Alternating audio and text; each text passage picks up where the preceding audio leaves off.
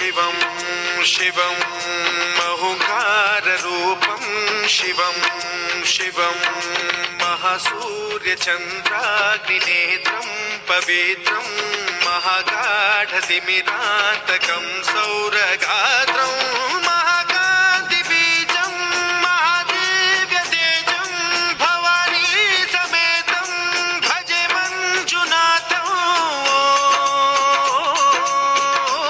नमः शङ्कराय च मयस्कराय च नमः शिवाय च शिवतराय च भवहराय च महाप्राणदीपं शिवं शिवं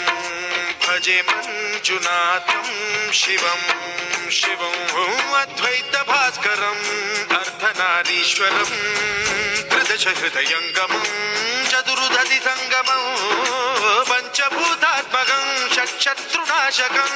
सप्तस्वरेश्वरं अष्टसिद्धीश्वरं नवरसमनोहरं दशदिशासु विमलम् एकादशोज्ज्वलं मेघनाथेश्वरं प्रस्तुतिवशङ्करं प्रणतजनकिङ्करं दुर्जनभयङ्करं सज्जनशुभङ्करं प्राणिभवतारकं प्रकृतिहितकारकं भुवनभव्यभवनायकं भाग्यात्मकं रक्षकं ईशं सुरेशं ऋषेशं परेशं नटेशं गौरीशं गणेशं भूतेशं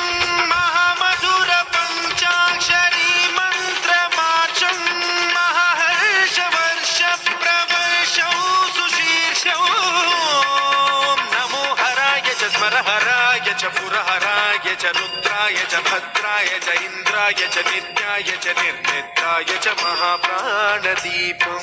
शिवं शिवं भजे मञ्जुनाथं शिवं शिवं